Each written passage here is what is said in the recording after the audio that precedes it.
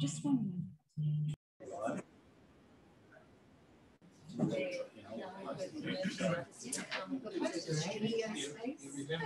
hello everybody. I'm just letting the Zoom members into the Zoom room. So as we let them all in, just a couple of things for you guys in real life room. If you need to go to the loo, there's a set of stairs next to the counter, and upstairs there's a toilet up the top of that.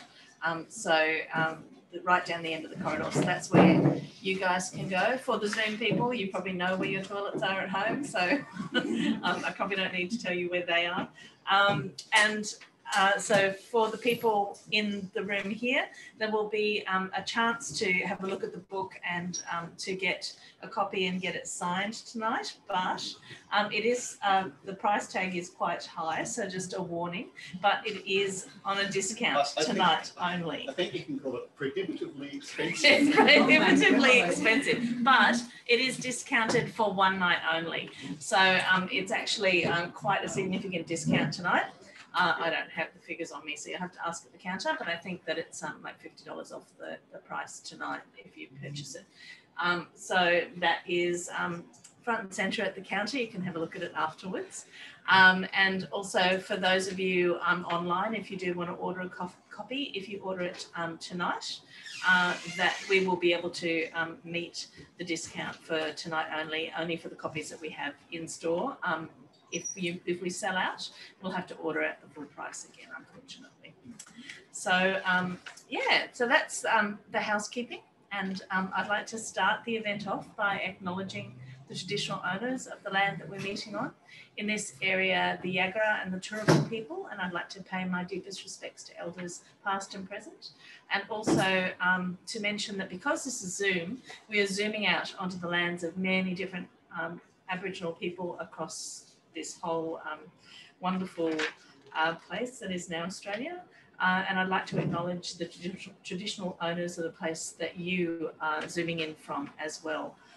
And to acknowledge that sovereignty was never ceded. This was and always will be Aboriginal land, storytelling land for over 60,000 years.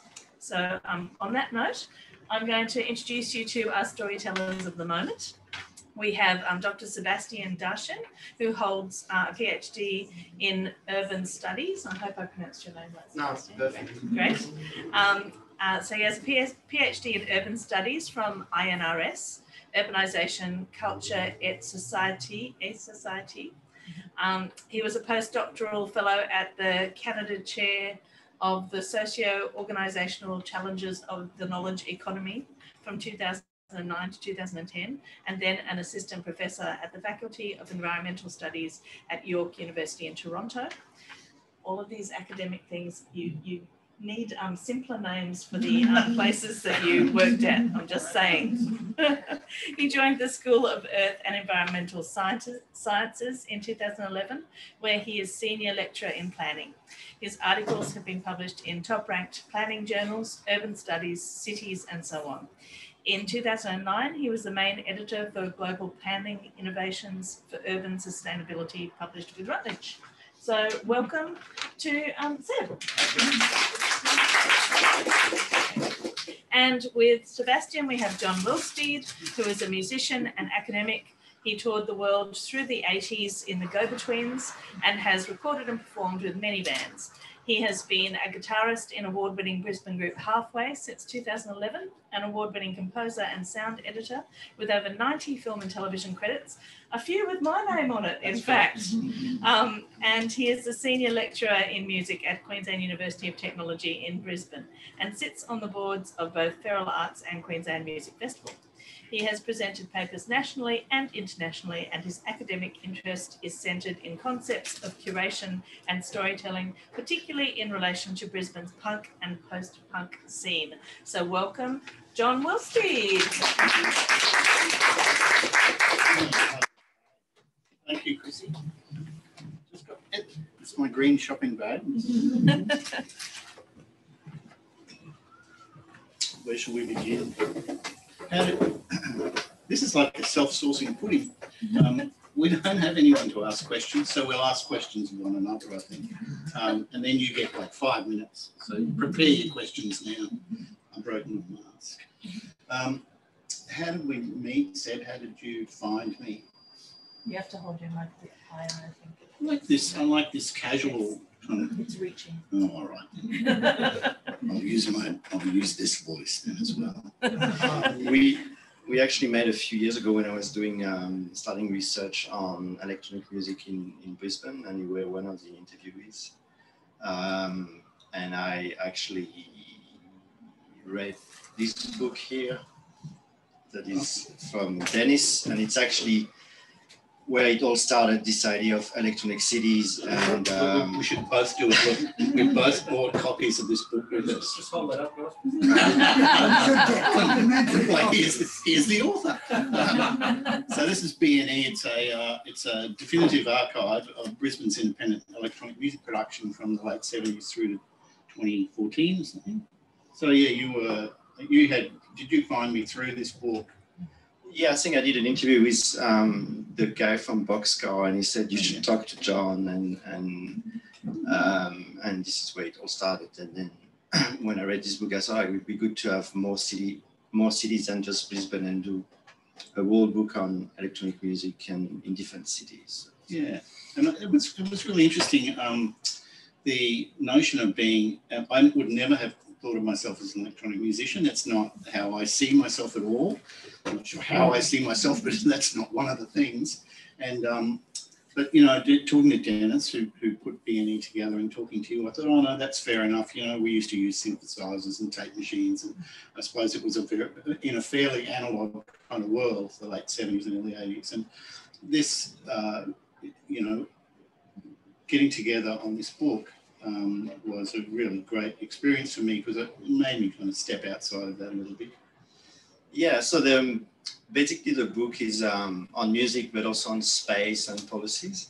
And maybe we can talk about the cover, because we spent quite a bit of time deciding about the cover. Yeah. I suppose we should hit the button. Oh no! Let's go back and hit the button. Let's go back and hit the what bottom happens. again. Let's go. Chrissy's doing a great job here. No. No, look, don't worry about it. No, I'm going to go back and I'm going to make it Another play. step back. Maybe if I enter. No. You have 2 steps back. 2 steps back. Try that. Hey.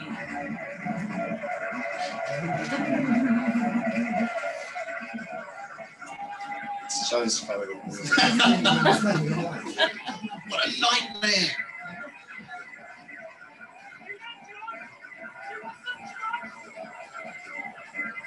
So the type of music is called acid techno.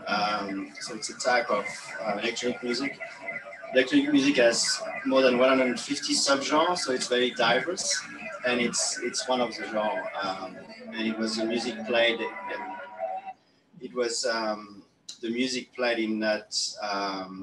Can you come back to the first? Played in that club 414, and the club has a bit of a story, which is summarize a bit what the book is about. So it's a bit of a symbol of resistance in London. So the club started in 1985. It is located in Brixton, which was a suburb in London with quite a lot of issue. It's also a suburb where a lot of the African Caribbean community lives. And you had the riots in 1981, and the club started in 1985. So just after that, they actually benefited from a subsidy from the government, and it started as a reggae club early on, and then it switched to electronic music. But it's what we call an underground club, because the DJs are some of them were part of the squad party scene, which are parties in illegal buildings. So this is why we call it underground. It comes from this kind of underground scene, and it's a symbol of resistance, because the owner have fought against developers' gentrification to keep the club alive for a long time. And it closed down in 2019, so it's not there anymore. It has a kind of an ironic twist, though, because it wasn't bought by like a wealthy property developer, a member of a wealthy property developing family. who had an interest in the music industry as well. Yeah. And so it had this, seemingly it was, it was a good thing, this club's being saved, but then the whole kind of nature of the club itself shifted, didn't it? Suddenly it was I think they were kind of keeping people out and the kind of the flavour of the club changed, the clientele changed, the audience changed, and purposefully, and I was thinking about it on the way here, actually thinking about this situation, and we have a similar situation here, Scott Hutchinson, through his Logiers, has enabled the Brisbane music industry in a way to survive through this last 10 years by buying these great venues. I think we presented at the library recently, the pair of us, and I think he said he now owns 7 venues in Brisbane from West End through to the Valley. And so he's just kind of been, and I just sort of thought all it takes is for him to go, I don't want to do that anymore, and just divest himself of all that stuff. You don't expect that will happen or that someone will change their mind, but when everything, when these important places are in the hands of, people who have agendas, beyond the good of the community or the, or the interests in say the independent music industry or something, it gets a bit kind of dicey. Yeah. So the idea is that those venues, especially those small clubs, are constantly under threat in big cities. So that's why those underground scenes are moving in the city to find cheap places and not staying in the same place. But this is a bit an exception because it's been running for 30 years. So it's a bit of a symbol of resistance. And the Stéphane Sadou, another French guy, did this chapter on London, and he was very happy to show the picture, and it's a picture that was taken by the owner and so on. So this is a story about that's the story of the cover. We move on to page 1 now. So, the book, shall we go to the next slide? Yeah, so the book's kind of split broadly into three sort of scenes, the historic scenes, the established scenes and emerging scenes, which is really, I suppose, adopting a chronology as a way of kind of organising the book, because it was so diverse, the people from all over the world, and had really different stories. And so it was a bit tricky at the beginning to try and figure out how to kind of carve up the jobs as well. There were 3 of us editing this book, and no one of us could have done all of the editing. It was a big editing job.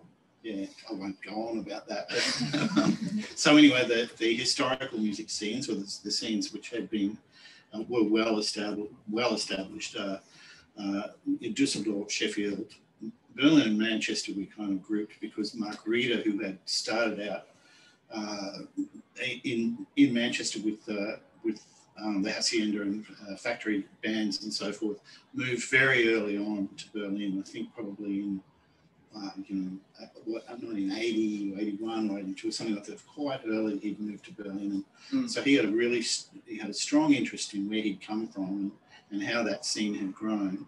And it's Manchester's a really important dance music scene historically, internationally, and then this kind of interest in Berlin, and Berlin's had a really interesting kind of history in relation to culture and the urban environment. So the idea of this chapter with Mark was it's more an interview, so it's not a strictly academic chapter like the others. And Mark is not an academic; he's really a musician and producer. And his story is interesting because he was involved first in punk and post-punk. Yep. He managed a band called Malaria, and then he was involved with Joy Division in the early years, and then he switched to electronic music. So the book is on electronic music, but we touch on all the kind of genres as well. And in the first section, we didn't have, so those are the kind of birthplace of electronic music, but we didn't, it's only European cities. We don't have anything about America because Chicago and Detroit have been studied a lot. So we didn't put those cities there. That's why you only have European cities in this section. Which I think was a really good choice. I think we ended up with some really interesting stories by not avoiding, but just, acknowledging that there's already been fairly significant historical stuff written about those other scenes, those bigger, older scenes. I guess I don't know what else to say about this. The Dusseldorf chapter is really fascinating because it's got all of that stuff, those bands, certainly Kraftwerk, which really are central to the story of Dusseldorf electronic music, but Neu and a whole bunch of other really interesting bands as well. I really enjoyed reading that. That's one of the ones I enjoyed most editing, actually, because I'm going to talk about editing now for a minute.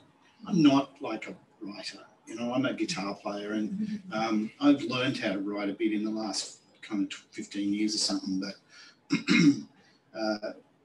taking somebody else's work and then making sense of it in a different way, I found really interesting, and it made me do shitloads of research.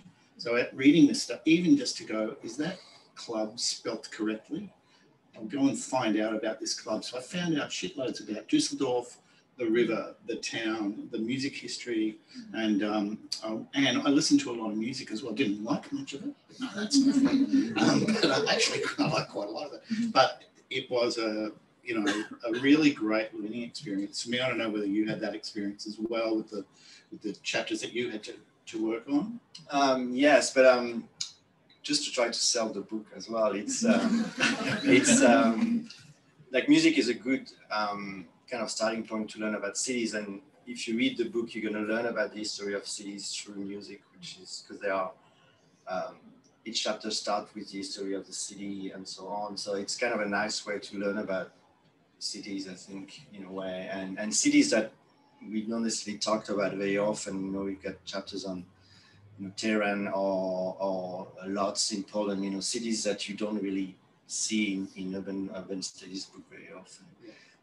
But yeah, I did learn a lot through the editing, especially on the music and the latest kind of electronic music genre, because I'm a bit stuck into rock and post-punk music. But yeah, I liked a lot this aspect about the history of cities, and especially in Düsseldorf, there's a lot of crossover between different scenes. The punk, the post-punk, and some of the artists were part of all those scenes at some point as well. So Rudy and Eric presenting Düsseldorf more as a creative kind of city milieu where you had a lot of factors enabling this music to strive, not just electronic music, but all kind of music. Yeah, and that's and that's a common story that there's, and certainly in talking about Brisbane when we eventually got there, and Sydney and Melbourne, but Brisbane in particular, because it's kind of small, and many of these cities are, they're not huge cities as well. To be a part of a rock band or something in the late 70s or early 80s also meant to make electronic music, and to play in clubs where there were DJs. In that kind of shift between the late 70s and the early 80s, that punk and post-punk, punk and post-punk years, through to this kind of fairly substantial 1990s, dance music scene, where there was a lot of dance music production in Brisbane. But those years, those kind of transitional years, they're the same people who kind of, just decided they were sick of guitars and started using turntables, or they were sick of, playing drums and started using samplers. And an experiment with technologies. Yeah, I think, and technology is always interesting. If you're a musician, I reckon, guitars are, even guitars, pedals and shit, they're interesting things, But certainly it fascinated us when we were kids, and I think that story gets repeated a lot. The notion of kind of people who move through genres as they move through their careers.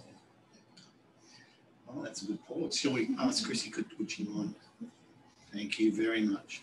And so the next, you want to talk about this? Yeah, so the second section is more on what we call established music scenes. So we're not necessarily there in the early days, but they are now big scenes, you know, like in Toronto, there is a guy called Deadmau5. He's a very kind of superstar DJs coming from that scene. In Montreal, there's this woman Grimes, she's very big now.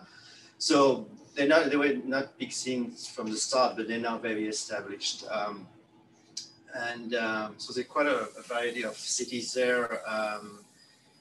I just want to talk about the Los Angeles one because I really enjoyed this one. Yeah. So Mike Derico is talking about how the artists from the beat scenes, kind of electronic hip hop, are actually using the sound to reflect on what's happening in the city. So Los Angeles is one of the most segregated cities in the world, a lot of social segregation, and a lot of the minorities are fighting for space, and musicians from this scene were using that as a way to design the kind of sound. So they're using what we call a compressed sound. You have to listen to artists like Flying Lotus to understand that, but I thought it was interesting that those artists through the music were kind of expressing what was happening in Los Angeles in terms of this fight for space, for racial minorities. And I think it was quite a nice approach. Yeah, it's lovely. It's a really beautiful kind of metaphor or something. And those early Sheffield bands, you know, Heaven 17 and British Electric Foundation and early Human League, those similar sorts of things were happening there. The valley was full of mining. Coal mines and stuff like that. So there's this really full-on industrial factory stuff that was going on in town, and those sounds, the constant kind of steam hammers at night and sound of trains, all that sort of stuff, those repetitive sounds were being kind of repeated in the music that was being made at the time. Yeah, and I think it's interesting you can do that with electronic music without any lyrics as well. Yeah. Do you want to talk about your chapter? I worked on this chapter with Yanto Browning, with whom I work, and Andy Bennett, who works at Griffith. Excuse me. And yeah, my role in this really was to kind of look at the history of the scenes in the three eastern capitals. I'm wearing a signifier tonight. This is my Scattered Order t-shirt, and so it was really good for me to I suppose pick apart some of this stuff that I felt like I knew in my just through my experience as a musician in the late 70s and early 80s. These are all people that I knew, but to move that over into a kind of an area where I had to kind of justify telling these stories rather than me just talking about my friends. It was really just about what is this scene about? What are these scenes about? How are they interconnected? How does Brisbane connect with Sydney in the late 70s and early 80s? And also how those scenes changed.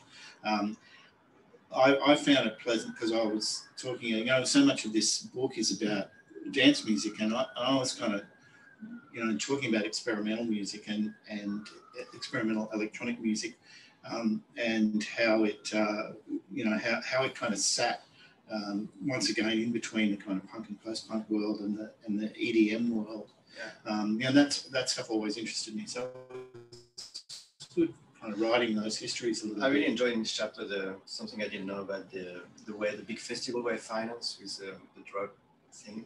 Say that again, sorry. The way the big festival were financed. Through drug sales and stuff like that. Yeah. The whole Australian story is a really fascinating one because it has that whole kind of layer of early 90s bush doofs and stuff like that, how the dance music scene in a way was owned a bit by the ferals, by that sort of whole culture, which was an inner city culture, but transported to the country. A lot of people living, some kind of hippies, I suppose. That's what we would call them. I used to be one. I'm allowed to do that. But that's the doof scenes and the notion of those festivals and the drug sales was something that kind of came up a bit. Other chapters are not mentioning that. Never talk about drugs. Not as much as in this one. Remarkable. Let's get in. I'll scribble some stuff in there.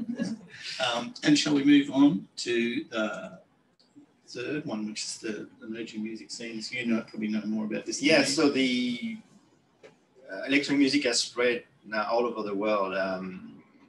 The other day I was out in Brisbane, and you can hear electronic music even at 8 p.m. at night in a bar or in a cocktail bar. It's not just in nightclub. Electronic music is everywhere in the city. And you have a lot of new scenes coming that are not so old. So this was the idea of the last section, to present very kind of nascent kind of scenes. So we've got one in Romania. So Cluj is a kind of a small town in a rural area, and they've developed this huge EDM festival, Untitled Festival. You probably have heard of it, which is a typical outside huge EDM festival, and local council have been very successful to develop this model. So this is a story that Ruxandra is explaining, how they use music to put this small town on the map of international tourism. And what is interesting in this chapter is there's also positive spillover of the festival, like in terms of sustainable development, they're learning things. So it's not just about the music, there are positive things, kind of what I call spillover, if it's the right word. Yeah. And Damien, which is the other editor based in Hong Kong, did a chapter on Hong Kong and Shenzhen, kind of understanding those cities that are neighbors, how the electronic dance music culture are working in each context by looking at different venues, the audience, and the type of music being played. And they have their own genre there that comes from Kento pop and those kind of things. So each city has its own little niche genre connected to the music history of the city, I believe. I love the way he says genre. It's just real. Okay, so we could probably just move on now and just talk about that. So that was how we kind of split the book up chronologically. Thanks. I don't know why we did this, to justify our wages, probably, to some extent. It's writing, academic writing is really, it's a kind of necessity, isn't it? If you want to work in a university, you've kind of got to write. And I'm too old now to really care much about such things. But Seb's a proper academic. I'm not really, like I said before, I'm just a guitar player, but this is part of a publishing, story for you, isn't it? That's, started. Yeah, it's a bit new. Music is a bit new, but this kind of theme, music and cities, is really exploding in terms of research at the moment. There's so many books coming out on this topic. Yeah. And the idea of the book, there are academics involved, but there are also a lot of musicians. So it was to make it kind of a blend between academia and the real world, to make it a bit more attractive and a bit less nerdy. We don't like the nerdy. No one likes the nerdy. And I have a lot of trouble with the nerdy anyway. So yeah. I was always fascinated with music and plays. Yeah, like why this rock band would sound in this way, because they were from this city. So it's a bit the same idea with electronic music. All this kind of big genre, developing in different cities and the different subgenres, those kind of things. So, and also, it was at a conference, and the publisher told me, we need to publish something on EDM, please. Publishers. That's okay. I was just thinking about, it's interesting that as somebody who works in planning, as an urban planner, you have kind of followed your passion. In doing this stuff about music, that was like, I can write about the cities and stuff, but I really like music. So how do I combine my passion with my academic career? Yeah, and the project worked very well. I think all the contributors were quite exciting about the project. So it was not a struggle to do it, really. People were keen. And the same thing has happened to me. As an academic, I had to find something to write about, and I just did the same thing. So I just followed my passion, which was, you know, the history of Brisbane music or something, history of the scene that I grew up in. And, you know, we're born and we die. And when we're gone, all the stuff that we do, it so easily disappears. And so, you know, to devote some time to kind of capturing things, to capturing what other people do. In my case, it's about this town and what happened in the 70s and 80s. Trying to capture those stories about what a rich and beautiful time it was in really difficult circumstances when the government was actively trying to crush people who were making culture, which happens in a lot of these places as well. If this isn't easy, you know, it's not, you know, I suppose we're going to talk about this in a minute about, you know, how policy affects this sort of stuff. Yeah. But certainly when I was growing up here, the policy was kill all the young people, you know, and stop them making that horrible music. I'm pointing to you, Andy. Can I interrupt for 1 minute? For just to remind people that if you're not drinking, to wear a mask. That's just, I've just been asked to remind people that, if that's okay. Thank you. How do you get asked those things? On my text. Oh, right. So I thought you were in touch with higher power. Yeah, the higher power on my telephone. Sorry about that. Yes, so building on what you're saying, what we found in the book, it's even if electronic music is like a trend and it's everywhere, it's not really supported by any policies in a lot of the cities, apart from Montreal, where they integrated that a bit better. But most of the scene that we describe are really underground and you know, developed by the DJs themselves, and they're always striving for space. They even do parties in illegal spaces. So there's not a lot of support from a policy perspective. It's changing, but even if it's a global phenomenon, it's still, cities are still reluctant to push it in a lot of places. And there's a very interesting chapter on Tehran in Iran, because the government used to not like pop rock or rock and roll, but actually they like electronic music because it's considered as intellectual kind of music, and they always kind of supported it, which I was really surprised. Yeah. That's shocking. Okay, so maybe we might just pop over and start talking about, I guess we've talked a fair bit about this, what styles of music, you know, we're talking about here. It's, you know, the notion of dance music is very broad, and in the different cities, people discuss the various genres that happen and the various blending between those genres and how that functions. Do you want to? Yeah, so a lot of people, when we talk about EDM, this, you know, it's mainstream, and they talk about the big DJ, I mean, the kind of, but it's actually, some of the subgenres are really rooted in traditional music. So there's a chapter in Ghana on Accra, and Leila, the author, is explaining that the music DJ are playing is very inspired by the hype life type of music, which is very traditional Ghanaian music. Yep.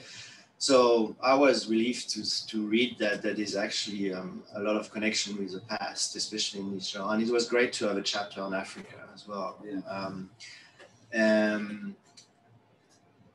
It brings the local into it too. You know, this is like, you know, these days it's pretty, music is a very international, global kind of concept, really. Things get released, and in the past, you know, things would get released in different territories. Now something is released, there are no territories anymore. You know, something's just released bang to everybody in the world. So it was really heartening to find out how much local culture was appearing in, you know, this fairly global music. Yeah.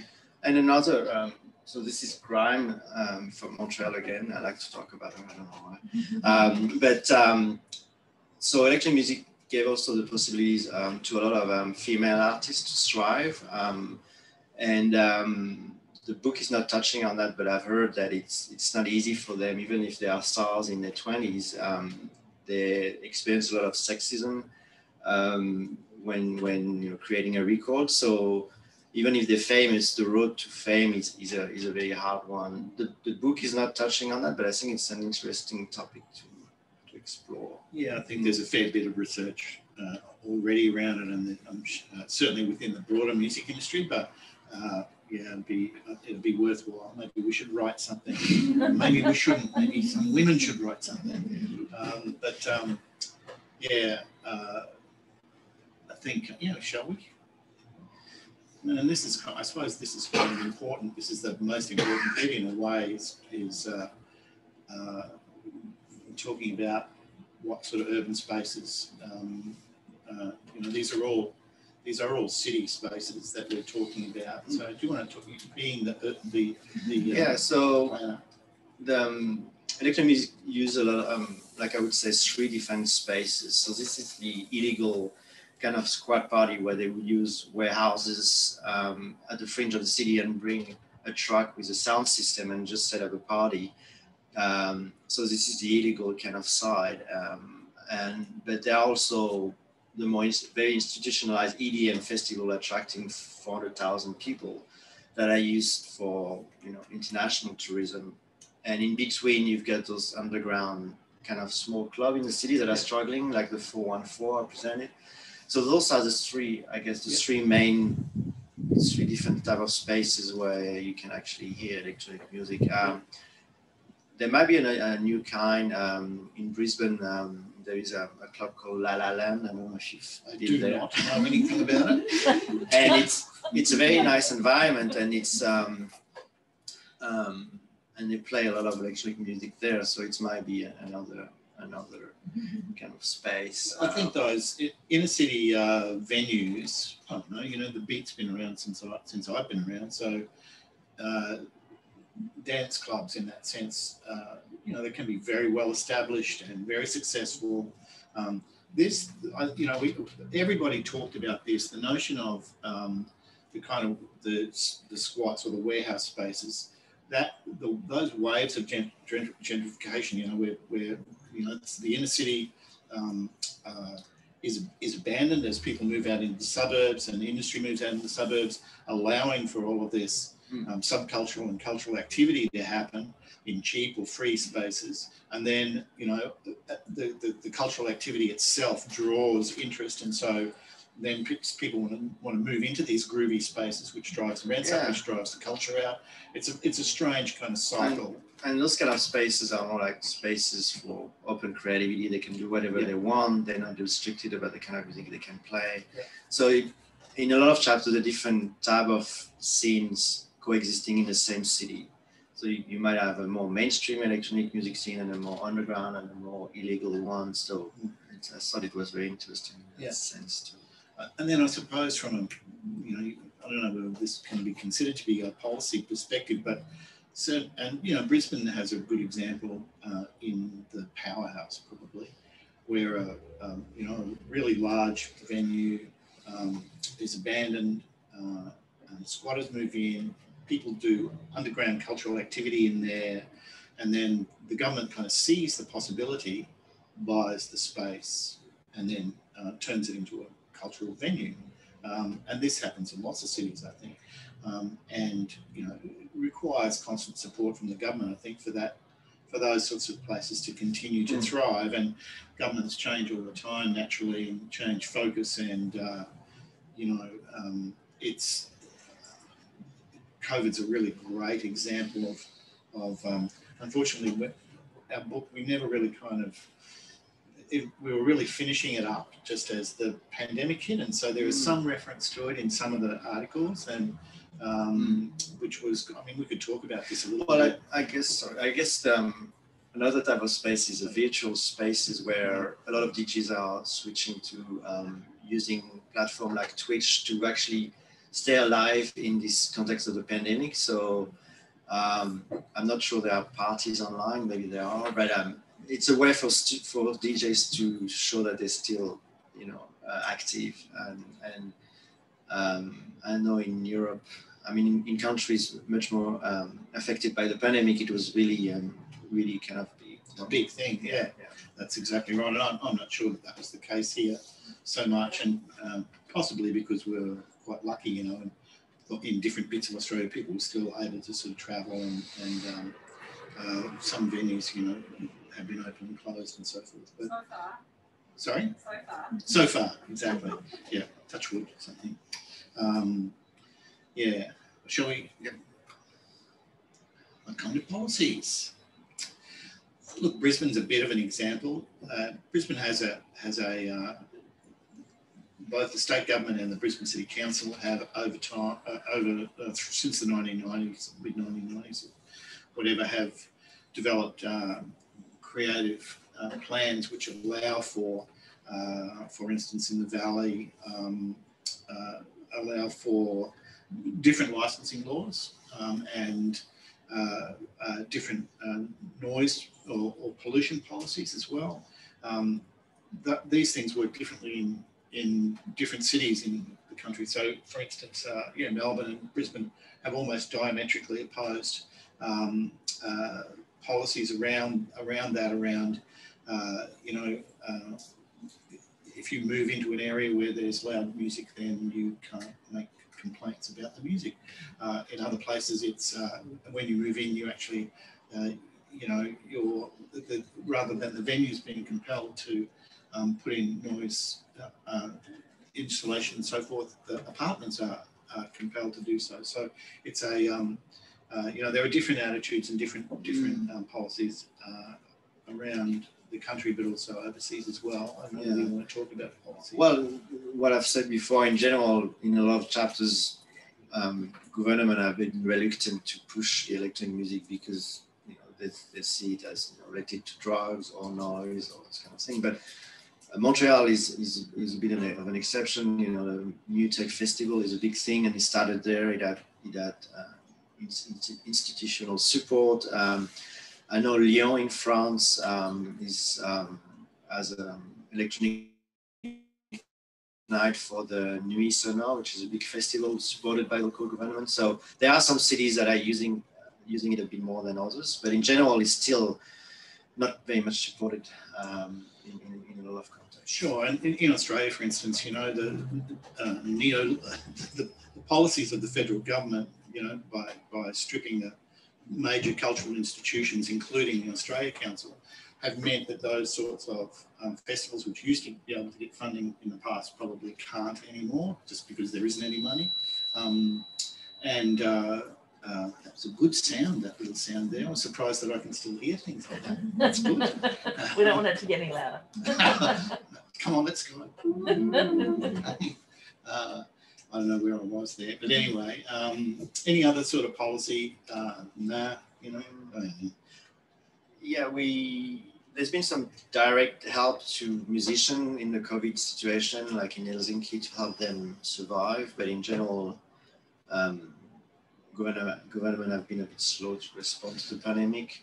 So it seems that DJ would find their own way of surviving using Twitch and other platforms. But in Helsinki, I think he's touching on that in the chapter where he's explaining the government has developed some kind of direct funding a little bit. Yeah, which is, I think, a bit of a rarity. I don't think that's the common story at all, the direct funding to musicians, and particularly electronic musicians. That's not common at all. How did the Australian government respond? You're just a mean man. Certainly, venues received support, artists didn't. So, but I think that so there was probably a bit of trickle down in some areas, but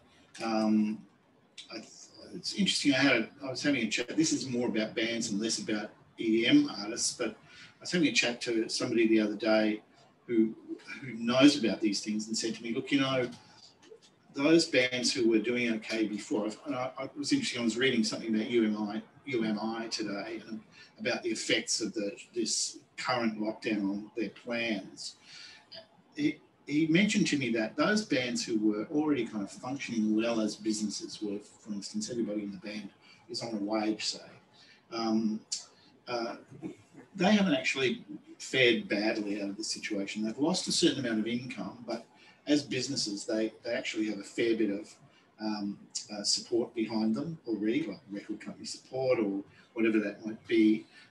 Hopefully they've got the money put away and so forth, but also the ability to be able to continue to sell merchandise online, to continue to get money from streaming, which isn't very much money. I do get that. And, there's no question about the fact that in the current situation, live music is how people are making their money. And so to take live music away is to take a lot of income away from most performing musicians. I think that's really true, and I don't think the government's doing much about it. Yeah. I think we're nearing the end. Oh, look at that. How are we going to time? Perfect. Perfect. 15 minutes for questions. It's just the right time. What? How many of you are there? You could have 15 seconds each. Well, there's people on Zoom too. So if the Zoom people want to do questions, now is the time to type that in, and they will be texted through to me. So I will get those. So seeing as Chrissy hasn't got a microphone, I'll do it. Does anybody have a question? A comment even? I don't approve of comments, but if you've got one. We all know that the old saw that first we make the spaces and then they make us. And so it's very important to know what are your ideas about supporting creative suburbs and generating hospitable spaces for people then to come in and do all of this marvelous human creativity. Yeah, I think it's a great question. And certainly I think cultural activity begets more. So I think that certainly the Brisbane City Council, say, if we talk about the Brisbane, could do more towards, this is currently problematic because of the pandemic, but to have free live music outdoors in suburban spaces regularly. So there was in a sense, an ongoing festival of local music would be a really great idea.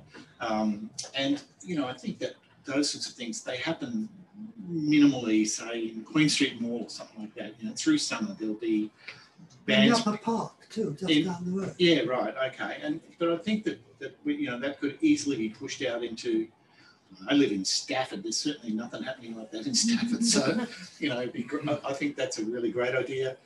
It's a reasonably cheap kind of way of, music's good, you know, kind of, you can, you know, it's easier to get to more people with music than, say, with visual art, where you've got to put the stuff up in space. People have to come into the space.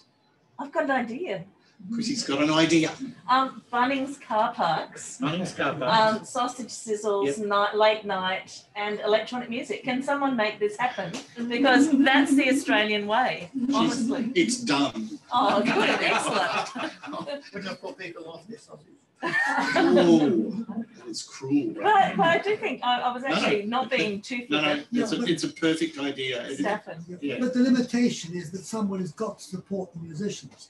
And if you've got venues that are low cost and can be used and charge entry, if you don't, then you've got to have the city council paying support so the musicians can do it. And you probably need both. Yes, you probably do need both. So the government supports the system itself, and then there's still, locally, you can still make money at each, the band can make money, yeah. So maybe the production gets paid for by the city, but the band gets money from the door entry. So that way it's subsidised, it's cheaper, just like those seats at the opera. You know, they're subsidised. They're not $800 a pop like they should be. But anyway, sorry. Any other thoughts about how?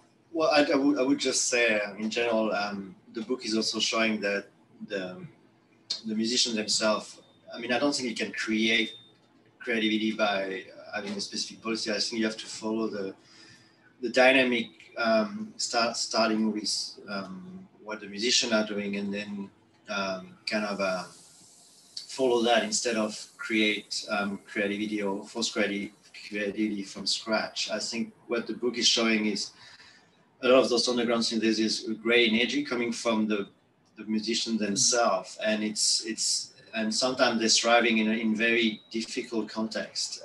So I think the idea there is that government should follow this kind of energy instead of creating it from scratch. And I think it's the same for either if you are in the inner city or in the suburbs. There are a lot of things happening in the suburbs of Brisbane in terms of, you know, little creative thing. Yeah. So that's, I don't know if I'm answering your question. But well, it's a contribution, thank you. Yeah. Just in the context of government policy, and in consideration of the fact that our industry, under the current pandemic and so forth, our industry is effectively in crisis. Artists, there's always lockdowns coming and going, bands, are set to perform and then they need to pull back because we're in isolation and so forth. So in consideration of policies, and I was at a recent APRA event in the Valley, actually at La La Land at the Prince Consort Hotel, and there was discussion there around revenue for artists coming from, and you were talking before, Sebastien, you walk down the Queen Street and you hear electronic music coming out of stores. Those stores have to pay a royalty. So do you think our government can pivot around licensing of music such that stores and pubs and so forth have to pay a greater percentage of Australian productions so that there's a greater revenue stream coming to Australian bands during times like now, or is that just too big an ask? It's something that the particular political kind of scenario we're in now, that's not the sort of stuff that they like. They don't like Australian content. That's not the deal. That's manipulating the market in a way, isn't it? And they just hate that shit. So I think it's a great idea. I approve of the kind of more local content. In Triple Z, for example, they as part of their policy that they have to play 70% local content and so forth. It would be fantastic if commercial stations and stores and so forth, the music that they stream and play in pubs and so forth has that type of thing, particularly during during what we're going through now. Yeah. There's tokenism around that, around Australian Music Day and stuff like that they do on radio or whatever. But the question is, are you aware in some of these other cities that you dealt with that there's a greater emphasis on locally produced music? I haven't heard anything. No. I didn't read anything about that, but it's a great idea. Yeah. No, it's new. You've added something to the book. and then manipulate the industry to increase royalty dividends for artists as well, so that there's actually proper money being made, rather than the situation that we're in now. It goes back to what you were saying about some of these spaces, like the investment in, the purchasing guys investing in local spaces, and there's always a question mark about them, if they're not financially viable, they close up very quickly, and we go back to using warehouses and things. Yeah. Particularly hard. I've had discussions with him about this. He's just, he's well aware that he's supporting these places that do not pay for themselves, and that's just part of what he's giving to the city. It's something that's important to him.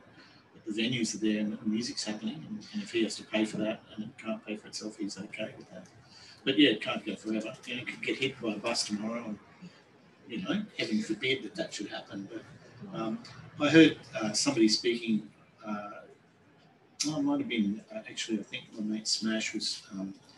I read an article in something this week, which was about this kind of hidden thing. The notion of that lockdown. Okay, so we've got this lockdown. So all of these kind of plans that venues and promoters have made suddenly have to be remade, and so that's okay. And everything gets moved. But all of the publicity around that, for instance, suddenly you've got to pay thousands of dollars in order to let people know that these things have changed, and there goes all your profits. And so that's, and those things are kind of hidden costs in a way, and yet that's the only money that those people are making is those few grand or whatever.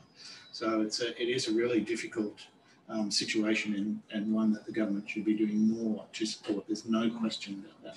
But just coming back to your point, I know in Montreal they've created in Quebec, because they're very protective of their francophone kind of culture.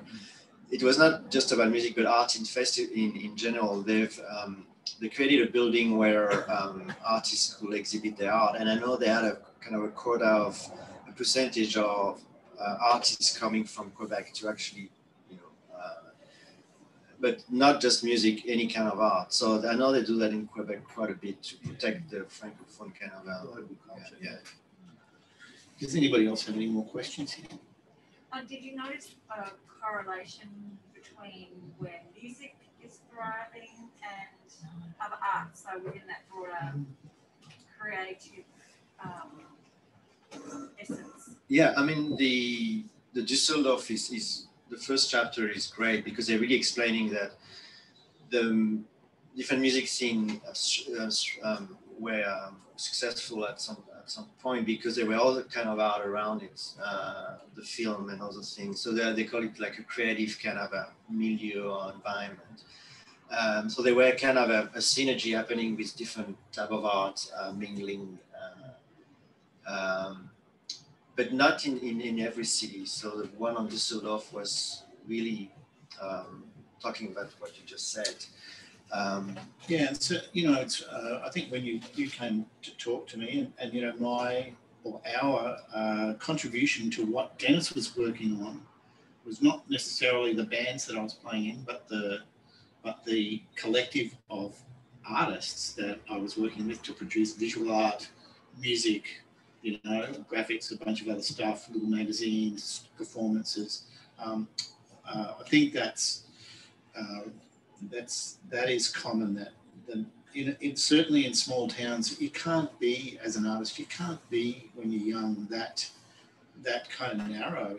And certainly when we grew up, making art, you know, making music or anything was a byproduct of the social situation that we were in. We wanted to hang around with these people, and we were bored stupid. And so what do? You just make shit, and so you make music, or you make, you know, you noodle around with tape machines, or you put out a little fanzine, or you make some art and stick it on you know, in some weird cafe in the city on the walls, you know, and that was something. People made clothes, and you know, I think that's a really common thing. That's how those kind of scenes grow. And then, you know, within that, you know, I think as people get better at what they do, then they kind of they get narrower and they get deeper in what they do, and they no longer do the, you know, the jack of all trades stuff, or the you know, the Renaissance bloke kind of approach of you know, just having a go at everything. I feel like that was really part of, you know, certainly my growing up in Brisbane in the late 70s and 80s. That was absolutely part of the scene, because no one was pinned down to a genre or even to a discipline, you know. Yeah. But coming back to your point, I mean, I'm talking about Montreal again because I lived there and I like the city, but it's been a creative city also because it's an affordable city in North America. So that's Still? Yes, well, when I was there, but yeah, still compared to Toronto or US city. So this is kind of obvious, but it plays a lot in kind of thriving music scene. Is like actually musicians can actually live in the city. In the city, yeah. Yeah. So Are we nearing the end? We are nearing the end. Oh, it's One sad, more isn't it? question? One more. Do we have any more questions? Oh, we do. Dennis? In Queensland, Brisbane, we've got Brisbane City Council, state government. They're the ones who are sort of closest to what's going on. Is there one thing or two things that those levels of government could do that they're not doing to promote the kind of cultural development and musical development you're talking about? I think that's a good question. I think they could collaborate, integrate, you know, talk to one another. I think that would be that's really important. There are people in both the levels of government with really different and specialised skills that need to be kind of combined in some way. Brisbane City Council is problematic because it's so huge, and it's such a giant, like a bureaucracy. So, and I've tried to kind of get things done, and it's very, very difficult with council. We used to be able to get things done. What happened? What happened? Yeah. And I think that's, you know, state government, I don't know. I can't think of anything in particular, you know, that needs doing. I think I've always had a lot of trouble with development for development's sake. You know, I think that we have this is my special area of interest, so I have to address it. I think that our cultural heritage is something that we ignore here.